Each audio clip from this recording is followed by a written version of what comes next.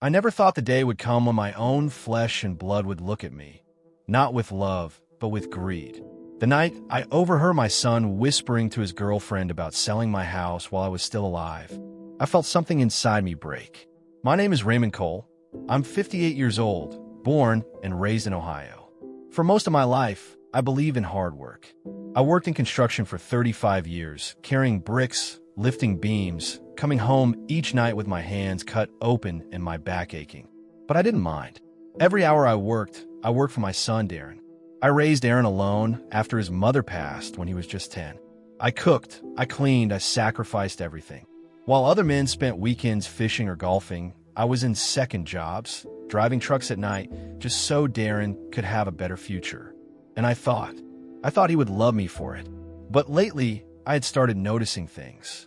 Strange things, like the way Darren's girlfriend, Melissa, suddenly spent more time in my house than her own. How she'd walk through my living room like she already owned it, moving my late wife's picture frames, even suggesting this house would look better with new furniture.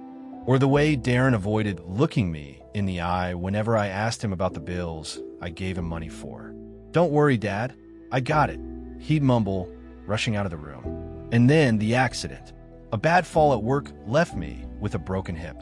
For weeks, I was stuck in a wheelchair, dependent on my son for everything. I thought he would step up. I thought he'd be my strength the way I had been his.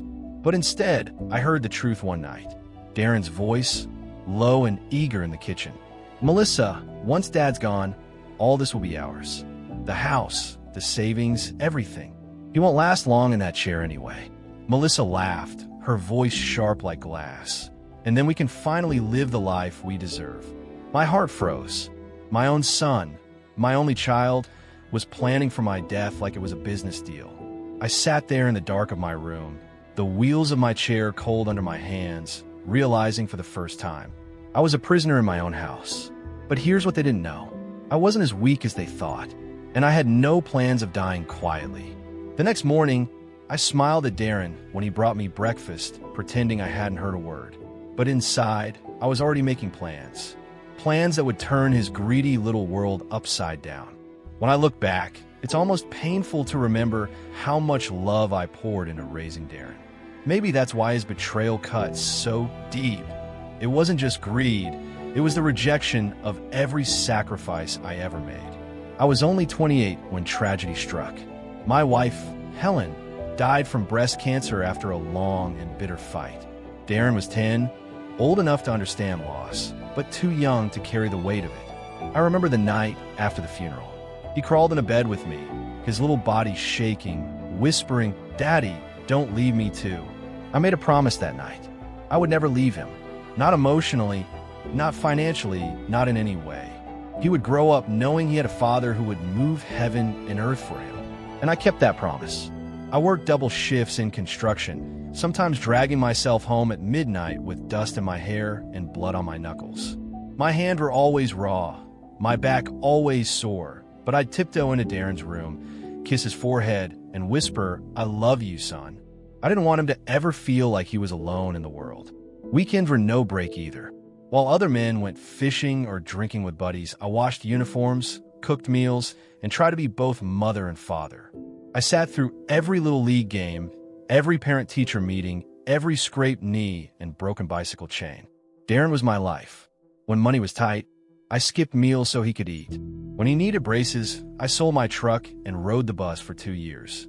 When college applications came, I dipped into the small savings account Helen and I had built together. I didn't care if I had nothing left for myself, as long as Darren had a chance. But somewhere along the line, something changed in him. At first, it was small. When he was 16, I caught him lying about where he was. He said he was at a friend's house, but I later learned he was hanging around older kids, smoking, drinking, chasing girls. I thought it was just a phase. I told myself, he's young, he'll outgrow it. I wanted to believe that so badly. But as he grew, so did the distance between us. When Darren turned 21, he started bringing home girls I knew in my gut weren't right for him. Girls who didn't look at him with love, but with hunger for the lifestyle he promised, for the little bit of security I had fought to build. Melissa was the worst of them all. The first time she stepped into my house, she scanned the living room the way a real estate agent scans property. Her eyes lingered on the furniture, the framed photos, the small safe I kept tucked behind a bookshelf. She smiled too sweetly, complimented too quickly. And I knew Melissa wasn't here for Darren. She was here for what Darren thought he could take from me. I tried to warn him. "Son," I said gently one evening, "a woman who truly loves you will care about who you are, not what you have." He rolled his eyes. "Dad, you wouldn't understand. Times are different now." Different?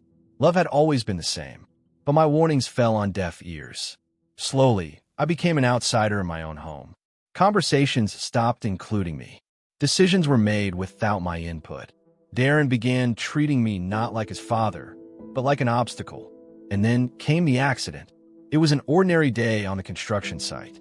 I was guiding a steel beam into place when the straps gave way. The beam swung out of control, and before I could move, it crushed me against the scaffolding. My hip shattered like glass.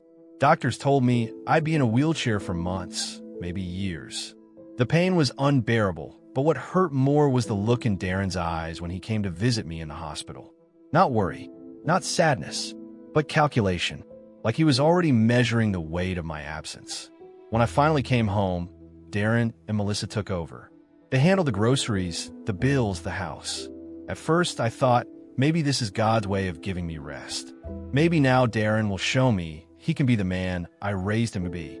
But soon I noticed the whispers, the closed doors, the laughter that stopped when I rolled into the room. My bank account began shrinking without explanation. Items from my garage, tools I'd saved for decades, went missing. And the final blow, that night, I overheard their plan. "Melissa, once Dad's gone, everything is ours," Darren had said. His voice wasn't filled with grief or even hesitation. It was filled with greed. The boy I raised, the boy I bled for, was waiting for me to die. I remember staring at the ceiling that night, tears sliding into my hair, my chest tight with rage and sorrow. How could I have gotten it so wrong? How could I have poured every ounce of love into a son who saw me as nothing more than a bank account on wheels? But as I sat in that wheelchair, trembling from the betrayal, something inside me hardened. I would not be a victim. I would not die quietly. And I would not let my son bury me while I was still breathing. The fire that kept me alive through every hardship of my life began burning again. The same fire that had kept me going when Helen died, when I worked 3 jobs, when I fought to give Darren a future.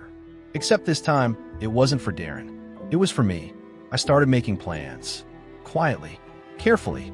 If my son wanted to see what true strength looked like, then he was about to learn. The next morning, while Darren and Melissa laughed in the kitchen, I called someone I hadn't spoken to in years. A man who owed me a favor. Well, he picked up the phone and said, "Ray, is that you?" I smiled for the first time in months. "Yeah," I whispered, "and I need your help." The man on the other end of the line hadn't heard from me in almost 20 years, but his voice carried the same steady calm I remembered. "Ray," he said again, quieter this time, like he couldn't believe it. "It's been a long time." His name was Eugene Holloway, though everyone called him Gene. Back in my younger days, before Darren was born, Gene and I had worked side by side in construction. But what most people didn't know was that Gene wasn't just good with bricks and mortar. He had a head for business, investments, and, truth be told, a knack for sniffing out trouble before it exploded. He had left construction years ago, built up a handful of small businesses, and retired quietly down in Kentucky. When Helen died, I drifted away from everyone. I buried myself in work and fatherhood, and somewhere in that blur, I lost touch with Gene. Until now. "Gene," I said, my voice shaking a little, "I need your help, and I can't talk to anyone else about this." There was silence on the line for a moment, then a slow exhale. "Tell me what's going on, Ray." And so I did. I told him everything. The fall, the wheelchair, Darren's sudden change, Melissa's intrusion into my life, and most of all, the conversation I had overheard. The words came tumbling out, raw and heavy, and when I was finished, the room was so quiet I could hear my own heartbeat. Gene didn't laugh. He didn't say I was imagining things. He just said, "Then you need to protect yourself before it's too late." Those words lit a fuse inside me. The days that followed, I began living two lives. To Darren and Melissa, I was the same broken old man they thought I was: weak, dependent, fading. I let Darren push my wheelchair roughly, let Melissa speak down to me as if I were a child, let them both believe I was slipping further into helplessness. But when they weren't watching, I was working. Gene and I spoke often, quietly, and carefully.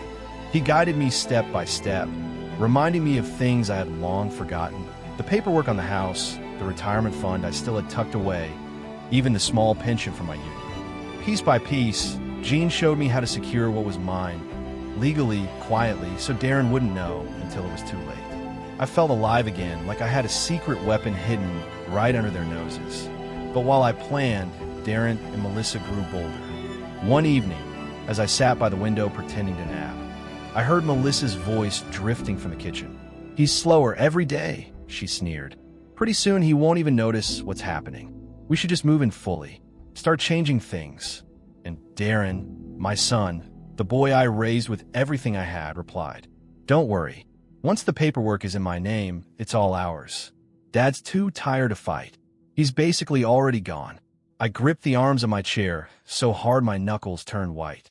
Basically already gone? My own son had already buried me in his mind. I wanted to storm into the kitchen, scream, shake him, demand to know what had happened to the boy who used to crawl into my bed after nightmares. But instead, I kept silent, because now silence was my weapon. At night, I dreamed of Helen, her soft voice telling me to stay strong, her eyes urging me not to give up. I could almost hear her saying, "Ray, you didn't break your back for 30 years just to let them take everything. Show him who his father is." And I promised her, in the darkness of my room, that I would. One morning, Darren shoved a pile of papers in front of me. "Dad, just sign these," he said briskly. "It's for the house insurance. Nothing big, but I knew better. Gene had warned me. He told me to expect this." My hands trembled as I held the pen, and I looked up into my son's impatient eyes. For a brief moment, I wanted to scream, "Don't you dare trick me, boy. Don't you dare." But instead, I smiled faintly and said, "Leave it here. I'll look it over when I'm rested." Darren frowned, but didn't argue. He thought he had me exactly where he wanted me: weak, dependent, blind. But later that night, when the house was quiet, I called Gene. I read him every line of that paperwork, and sure enough, it wasn't insurance. It was a transfer of property ownership. My son had nearly stolen my house right out from under me. The betrayal cut so deep, I sat there shaking long after the call ended. But the pain turned into something sharper, a determination. Darren thought I was powerless.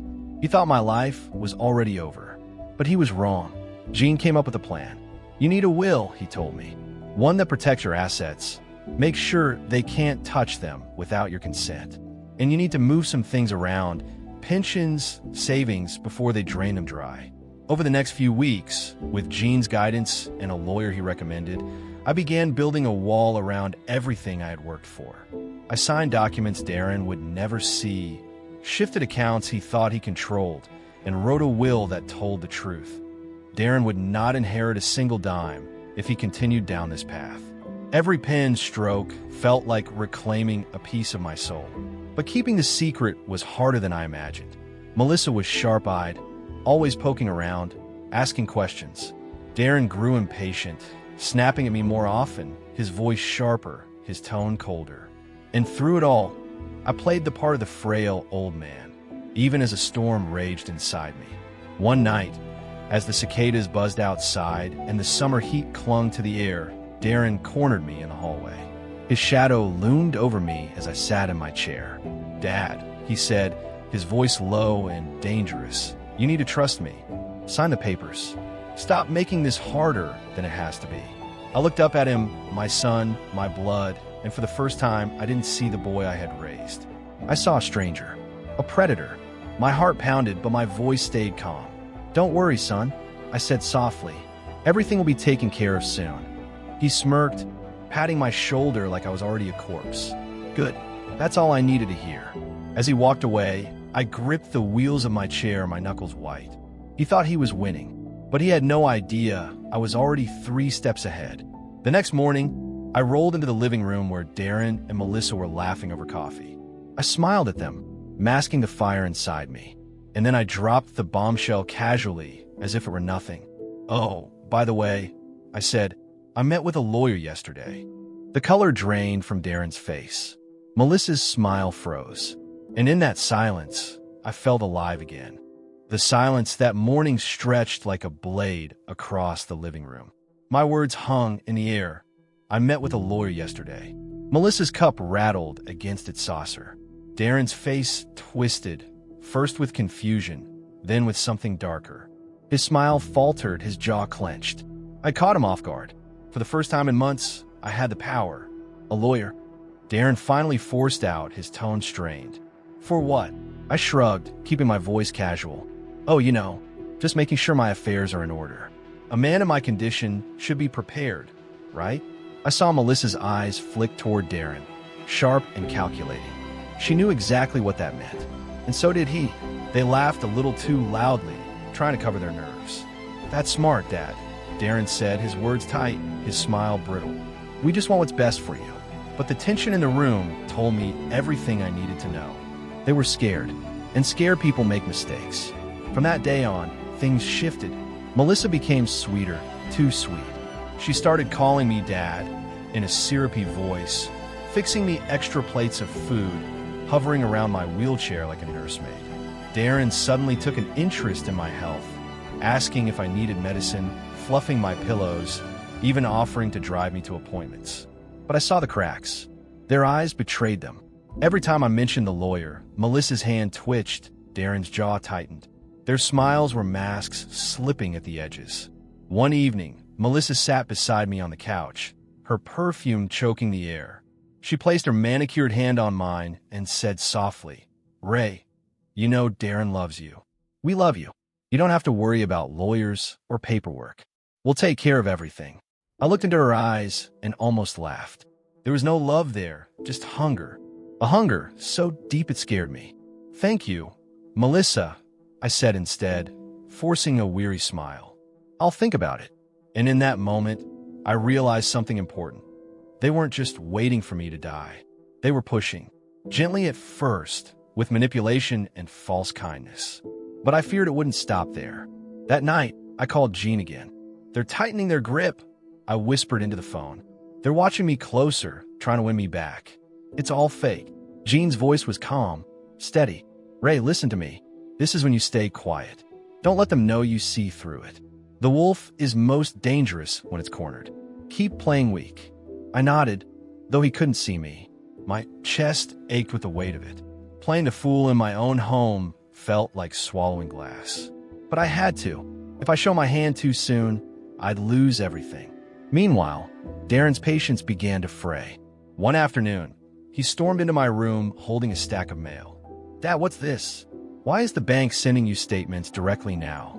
I thought I was handling this for you." I looked up at him with tired eyes, playing my part. "Oh, I asked them to. I like to see what's going on." His face darkened. "You don't trust me?" The old me, the father who once gave him every ounce of love, would have broken at those words. But the man sitting in that wheelchair, hardened by betrayal, simply shook his head. "It's not about trust, Darren. It's about responsibility. It's still my money, my house, my life." His eyes burned with anger. He wanted to argue, but Melissa's voice called from the kitchen, pulling him away. He slammed the door behind him, and I exhaled slowly, my hands trembling. I knew then, it was only a matter of time before they tried something desperate. Flashbacks haunted me.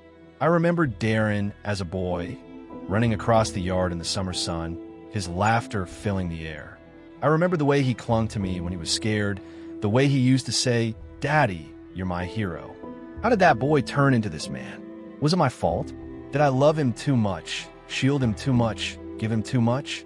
Had I raised him to believe everything should be handed to him, the way I had handed him my sacrifices? The guilt ate at me, even as the anger burned hotter. One rainy night, as thunder rolled outside, I heard Darren and Melissa arguing in the kitchen. Their voices were sharp, urgent. "We can't wait forever," Melissa hissed. "What if he changes everything in that will? What if he leaves it all to charity or some stranger?" Darren's voice cracked with frustration. "I'll handle it, okay? He's old. He's weak. He won't last long. Melissa's tone dropped to a whisper, but I still heard it. Then maybe we don't have to wait at all. My stomach turned to ice. I sat frozen in my chair, staring into the darkness, my breath shallow. They weren't just greedy anymore. They were dangerous. The next day, I made another call to Jean. My voice was low, urgent. It's worse than I thought. They're talking about speeding things up. There was silence on the line. Then Jean's voice, steady as stone. Ray, you need protection. I'll come up next week. And I'm bringing someone with me. Relief washed over me, but it was laced with fear. Because if Jean was coming, it meant things had reached a boiling point. That evening, Darren walked into my room with a smile too wide, too forced. He set down a tray of food, soup, bread, and a glass of water. "Dinner time, Dad," he said. His eyes glittered strangely in the dim light. I stared at the tray, my gut twisting. For the first time, I wondered if the food in front of me was safe. "Not hungry tonight," I said softly, pushing it away. His smile faltered. "Come on, Dad. You need your strength." I met his eyes, my voice low, deliberate. "I'll eat later." For a moment, neither of us moved. His smile stayed, but his eyes were cold. And I knew then, the battle for my life had begun. That night, I lay awake, listening to the creaks of the house, the whispers of Darren and Melissa moving through the halls.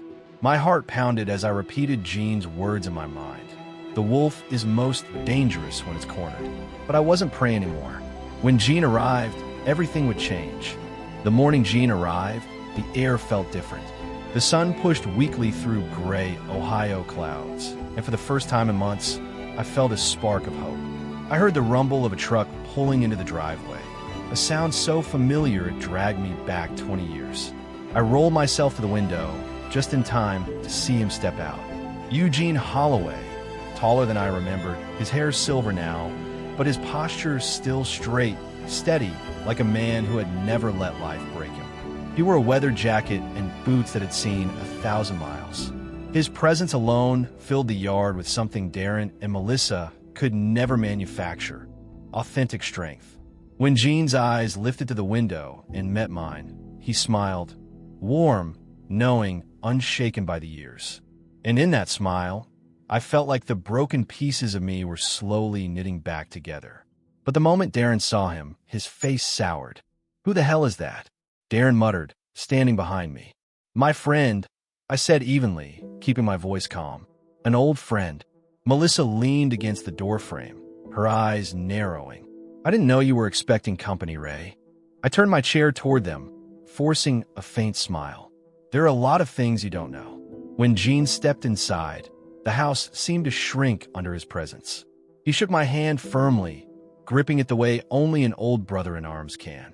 "Ray," he said softly, studying me with sharp eyes. "You look like hell, but I'm glad to see you're still fighting." "I don't know if I call it fighting," I muttered. "More like surviving." Jean's gaze flicked toward Darren and Melissa, who were hovering in the corner like hawks. He nodded politely, but I could see it in his eyes. He knew predators when he saw them. "Jean," I said, gesturing weakly, "this is my son Darren, and his partner Melissa." Jean gave them a curt nod, then turned back to me. "Good to meet you," he said, though his voice made it clear he wasn't impressed. Melissa flashed her saccharine smile. "Any friend of Ray's is welcome here." Jean didn't answer. He just studied the house, the photos on the wall, the tension thick in the air. He didn't need words. His silence said everything.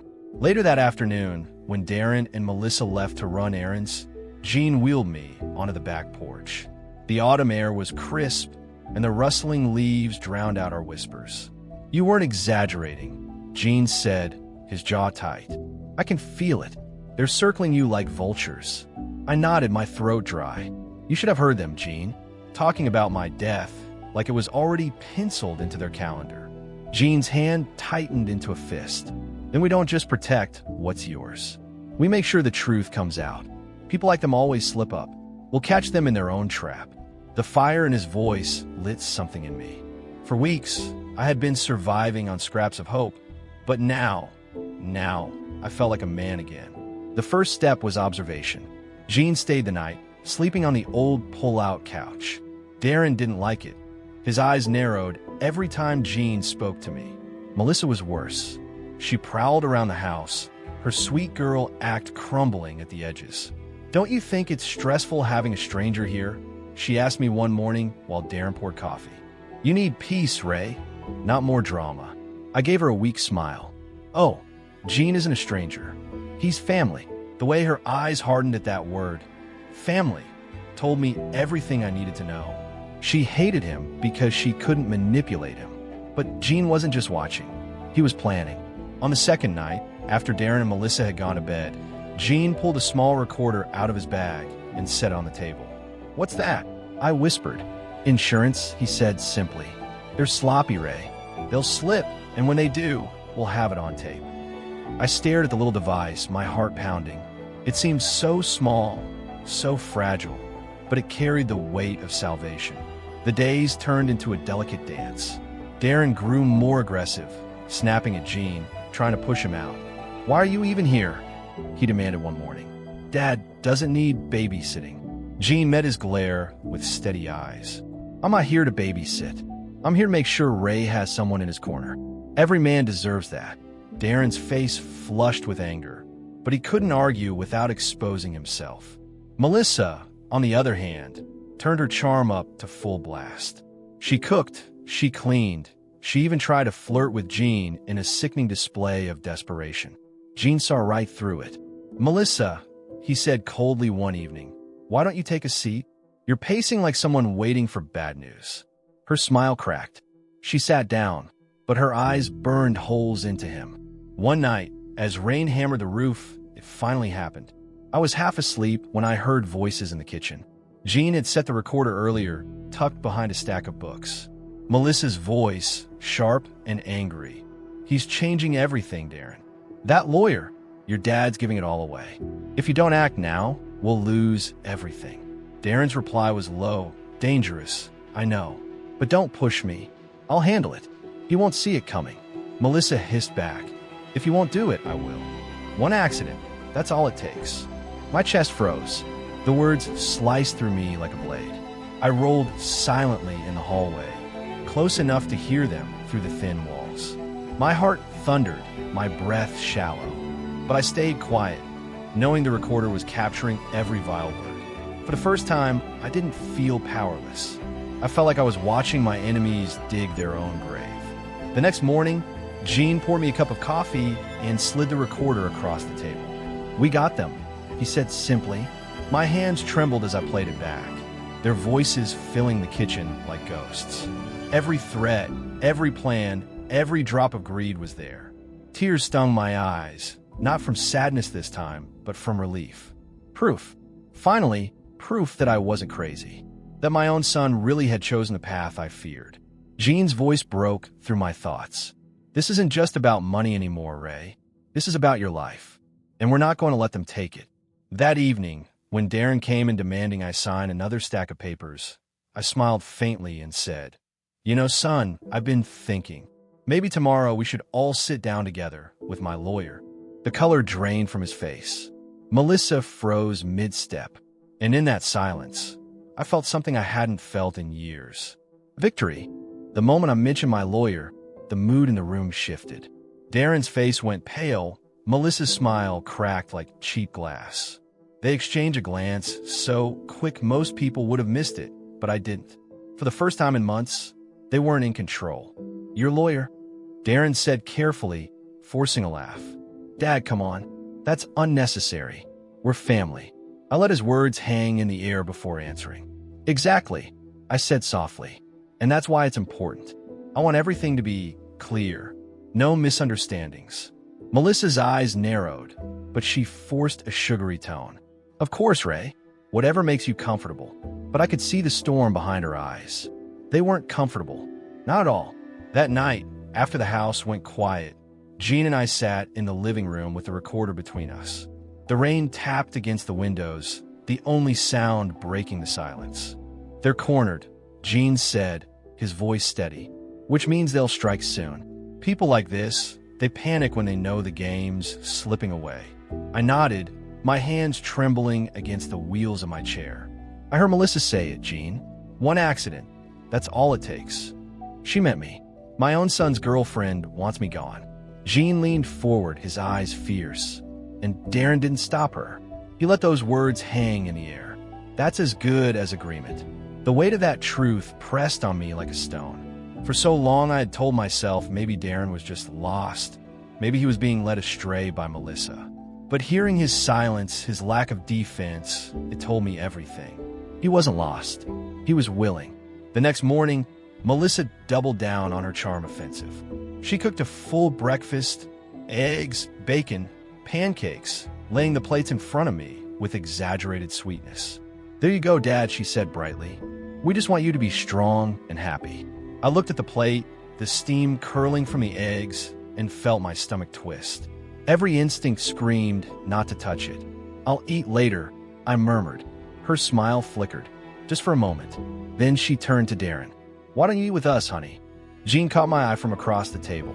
He hadn't touched his plate either. We didn't need to speak to know we were thinking the same thing. That afternoon, Jean drove me into town. Darren protested. "Dad doesn't need to be out in the cold." But Jean shut him down with a single look. "I'm taking him," Jean said firmly. "That's not up for debate." We visited my lawyer, a sharp-eyed woman named Margaret Kane. She had already been working on the will changes, but now Jean handed her the recorder. When she played it, her face hardened. "This isn't just financial exploitation," she said. "This is attempted elder abuse, possibly conspiracy to commit harm." The words stung, but they also lit a fire in me. For weeks I had been made to feel helpless, like a burden. But now the truth was laid bare, undeniable. "What do we do?" I asked. Margaret leaned forward. "We document everything. You don't confront them directly yet. Let them show their hand. When they do, we'll have enough to not only protect your estate, but to put them where they belong, behind bars." Behind bars? The thought hit me like a thunderclap. My son, my only son. But then I remembered his words, Melissa's hiss, the way he looked at me, not like a father, but like a paycheck waiting to be cashed. If prison was the price of truth, so be it. When we returned home, Darren was waiting by the door, his jaw tight. "Where were you?" he demanded. I smiled faintly. "Out." "With who?" "With my friend," I said, nodding toward Jean. "You remember him?" Melissa appeared behind Darren, her eyes darting between us. "You should tell us where you're going, Ray. We worry about you." I met her gaze, my voice calm. "Don't worry. I'm in good hands." The way her smile faltered told me she knew the tide was turning. Over the next few days, the tension in the house became unbearable. Darren hovered constantly, checking my mail, peeking into my room, asking endless questions about the lawyer. Melissa, on the other hand, grew colder, her mask slipping with every passing hour. One evening, I overheard them whispering in Darren's room. "We're losing him," Melissa snapped. "That lawyer, he's cutting us out."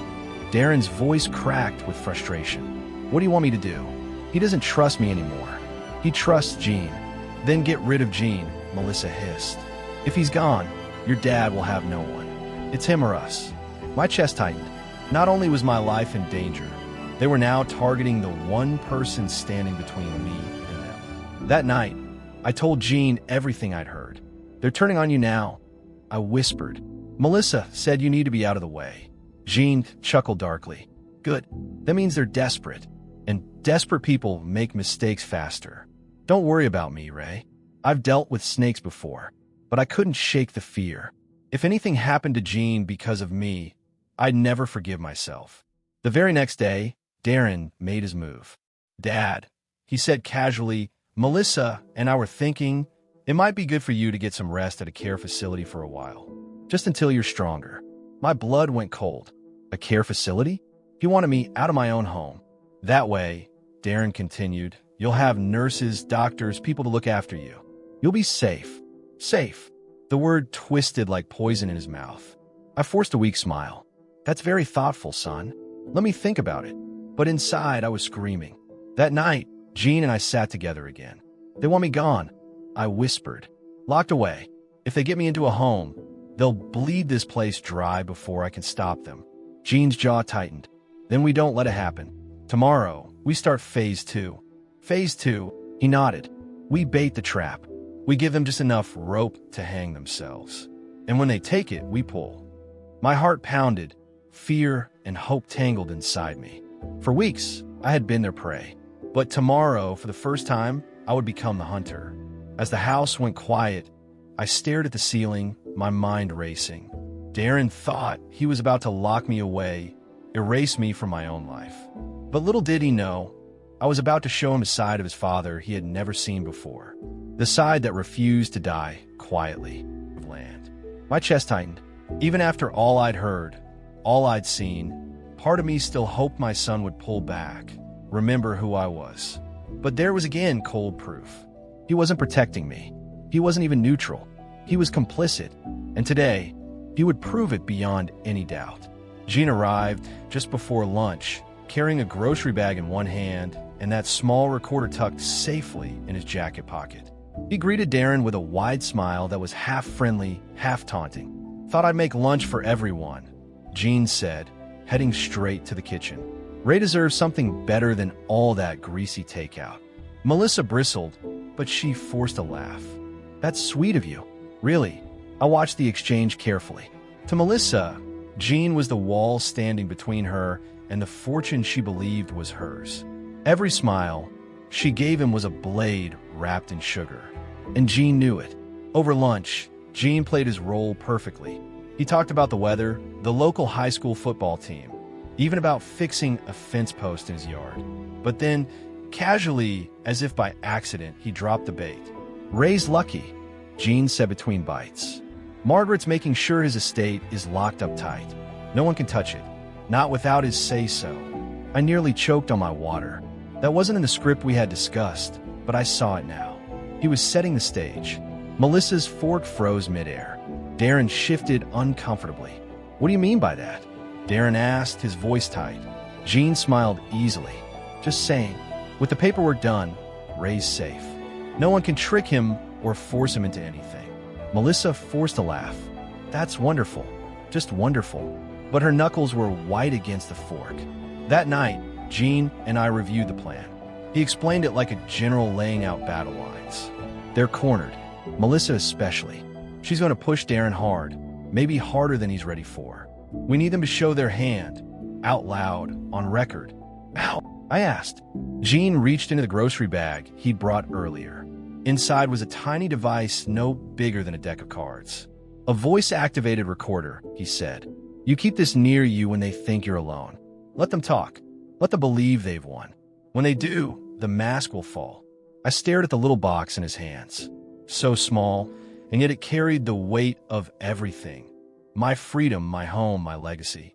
"Gene," I whispered, "what if they try to do more than talk?" He met my eyes. "Then I'll be here. Always."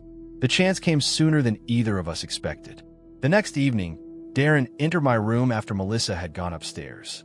He looked uneasy, his hands twitching at his sides. "Dad," he said softly, "you've been different lately. Talking about lawyers, about wills. It's making Melissa nervous." I tilted my head, feigning confusion. "Why would she be nervous? My money's got nothing to do with her." His jaw tightened. "She loves me. If you love me, too, then you'd make sure she's taken care of." It was the first time he'd said it so plainly, not even pretending anymore. I let silence stretch, then answered carefully. "Darren, love isn't measured in money." His face hardened. "Easy for you to say when you've got everything. You don't know what it's like to struggle, to need help." I wanted to scream. Hadn't I worked myself half to death to make sure he never had to struggle? But instead, I leaned back and said quietly, "Maybe you need to learn." For a moment, I saw the little boy he once was, the boy who used to run across the yard with grass-stained knees, laughing when I swung him onto my shoulders. But then, just as quickly, it was gone. The man before me wasn't my son. Not anymore. Later that night, Melissa entered my room, closing the door softly behind her. Her smile was gone, replaced with raw calculation. "You're making things harder than they need to be, Ray," she whispered. "You're old. You're weak. And whether you like it or not, this house, this money, it's going to Darren. It's going to us." I said nothing. Just let the recorder do its work from beneath the blanket on my lap. She leaned closer, her voice turning to ice. "You don't want an accident, do you? A fall down the stairs? A bad reaction to medication? I'd hate for that to happen. Her words slithered through the air, every syllable dripping with venom. I kept my face blank, though inside my heart thundered so loudly I feared she might hear it. "Good night, Ray," she said finally, straightening up. "Think about what I said." When she left, I sat in the dark, shaking, not just from fear, but from fury. The next morning, I placed the recorder in Gene's hands. His jaw tightened as he listened. "That's it," he said firmly. "That's the nail. This isn't just greed anymore. This is criminal intent. She threatened you, Ray." "And Darren?" I asked. Gene's expression softened. "He's in it too. Maybe not as sharp as Melissa, but he's chosen his side. And now, we let them bury themselves." The final piece of the trap came 2 nights later. Gene suggested we stage a conversation, loud enough for Melissa and Darren to overhear from the hallway. I play my part, feigning weariness, bitterness. "Gene, I don't know how much longer I can fight. Maybe I should just sign it all over. Let them have it." Gene, perfectly in character, barked back. "Don't you dare. You give them an inch, they'll take your last breath with it." The floorboards creaked outside the door. We knew they were listening. I raised my voice, just enough to be overheard. "If something happens to me, promise me Margaret gets everything. Not Darren. Not Melissa."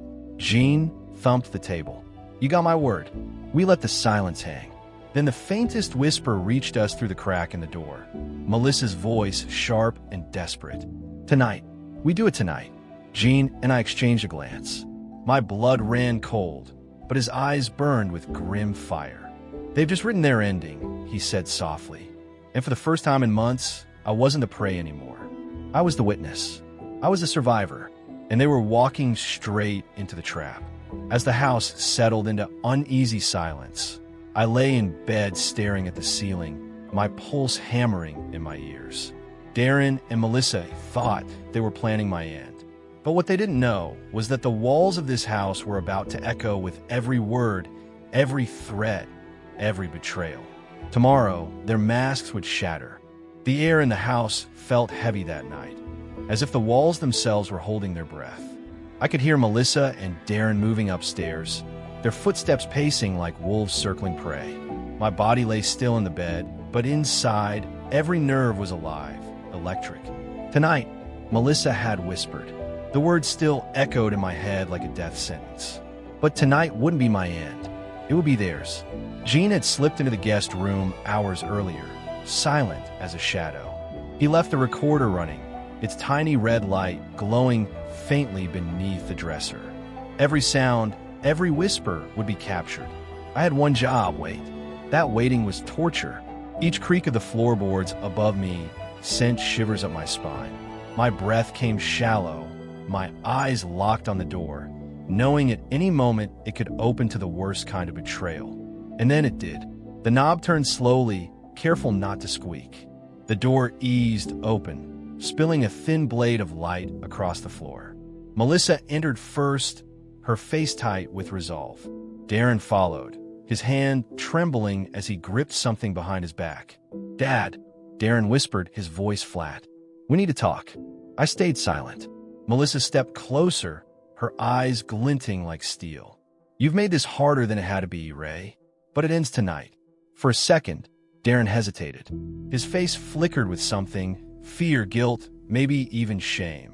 But Melissa pressed forward, her words venomous. "All you have to do is sign the papers.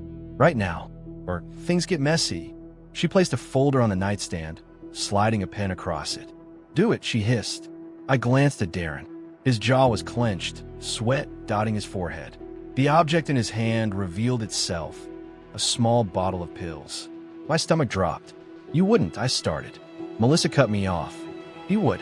Don't test us, old man. One way or another, you won't be around much longer. And Darren will inherit everything. Isn't that right, honey?" Darren swallowed hard but nodded. The silence that followed was unbearable. And then Gene's voice boomed from the doorway. "Game over." Melissa spun around, her face draining of color. Darren froze like a child caught stealing. Gene stepped inside, recorder in hand, its red light blinking like a siren. "Every word," Gene said, his tone sharp as a knife. "Every threat, Every lie. You're both finished. Melissa lunged toward him, but he stepped back, holding the recorder high. Touch me, and the cops get this first thing in the morning. Darren stammered. This isn't what it looks like.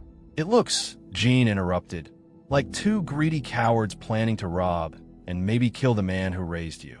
That about right, Ray? I sat up, my voice steady despite the storm inside me. It's exactly right. Melissa's mask cracked. Gone was the sweet smile she wore in public. Gone was the fake politeness. What remained was pure fury. You think anyone will believe you? She spat. An old cripple and his washed-up neighbor? You've got nothing. Jean smirked. We got enough. And by tomorrow, the police will too. Darren dropped the pill bottle. It rolled across the floor and came to rest against my slipper. His hand shook as he covered his face. Dad, he whispered. I didn't mean for it to go this far. My chest ached, not from fear this time, but from a grief so heavy it nearly crushed me. You had every chance, Darren. Every chance to do the right thing. And you chose her. You chose greed over blood. He lowered his hands, tears in his eyes. But Melissa grabbed his arm, yanking him toward the door. Don't listen to him, she shouted. We still have time. We can fix this. No, Jean said firmly, stepping in their path. You're not going anywhere. The sirens came sooner than I expected. Jean had called the sheriff's office earlier that evening, warning them something was about to happen. They'd parked down the road, waiting for his signal. And now, hearing the chaos, they stormed the house. The front door crashed open. Flashlights sliced through the dark. Sheriff's department. Hands where we can see them. Melissa screamed, trying to shove past Jean, but two deputies pinned her before she reached the stairs. Darren didn't fight. He just sank to the floor, his face buried in his hands. As the deputies cuffed them, Melissa spat one last threat over her shoulder. You'll regret this, Ray. You'll die alone. Her voice faded as they dragged her outside, swallowed by the night. Silence filled the house again. A silence so deep, so complete, it felt holy. Jean shut the door, leaned against it, and let out a long breath. It's done. I stare at the empty hallway where my son had stood. My heart felt torn in two. Is it? I whispered. Jean walked over, placed a hand on my shoulder. Yes, Ray, it's done. They can't hurt you anymore. But hurt me they had, in ways no prison sentence could undo. The days that followed were a blur of statements, court dates, and headlines. Local woman charged in elder abuse scheme. Son accused of conspiracy in father's estate plot. Neighbors whispered. Reporters called. But through it all, Jean stayed beside me, steady as the oak tree in his yard. Margaret flew in from Boston, her arms wrapping me in the kind of hug only a daughter can give. You're safe now, Dad, she whispered. Safe. And for the first time in months, I believed her. The trial came quickly. The recordings were damning. Melissa's threats, Darren's silence. It was all there, impossible to deny. She was sentenced to years behind bars. Darren. He got less, but still enough to strip away the life he thought he deserved. The day the verdict was read, I didn't look at them. Not because I couldn't bear to, but because I already knew what I'd see. A woman consumed by rage. A son consumed by regret. That was punishment enough. Weeks later, I stood in my yard at sunrise, leaning on the cane Margaret had brought me. The air was crisp, the world quiet. I thought about the boy Darren used to be. The boy who once built birdhouses with me in the garage, who once cried when he scraped his knee, who once whispered, I love you, Dad, without shame. That boy was gone, but I was still here. Not broken, not defeated, still standing. Margaret walked up beside me, slipping her arm through mine. What are you thinking? She asked. I smiled faintly. I'm thinking life doesn't end when betrayal cuts you down. It begins again, stronger, wiser. Jean strolled over from his yard, coffee mug in hand. And louder, he added with a grin. Don't forget louder. Your story's already spreading. People are listening, Ray. People are learning. I nodded slowly. Maybe that was the point of all this. Not revenge, not even justice, but legacy. Not the kind you write in a will, but the kind you carve into people's hearts. As the sun rose higher, I felt its warmth on my face. My son had tried to trap me in darkness, but I had chosen the light. And that was something no one, not Darren, not Melissa, not even fate could ever take away. Final cliffhanger ending. The camera of life doesn't fade on me in a wheelchair, defeated and forgotten. It fades on me, standing tall, cane in hand with my daughter and best friend by my side. Melissa lost everything. Darren learned the price of betrayal. But me? I walked away with the only thing that mattered, my dignity. And sometimes, that's worth more than every dollar in the world.